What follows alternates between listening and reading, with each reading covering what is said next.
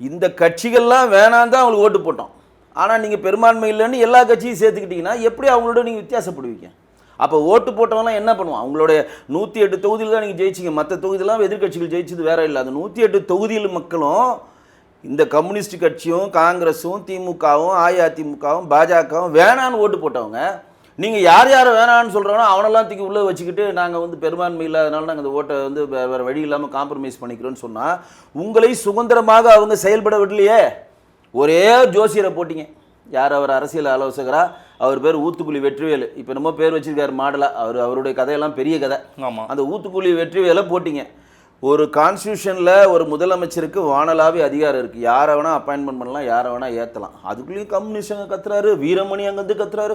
ஒரு பிராமண சமுதாயத்தை எப்படி போடுவார், ஒருத்தர் ஜோசியத்தை எப்படி போடுவாங்க. திடீர்னு பார்த்தா பிரேமலதா பொங்குது. இது இத்தனை பொங்கலும் பார்த்தோன்னா ஐ வில் கன்சிடர்னு சொல்லிட்டு அந்த அரசாணையை கேன்சல் பண்ணிங்கன்னா அது எவ்வளோ பெரிய அவமரியாதை. ஏங்க, என்னுடைய அரசியல் ஆலோசகர் நான் போடுறேன், உங்கள் வேலையை பாருங்கள், முடிஞ்சிருச்சு. யாருமே அவரை தடுக்க முடியாது.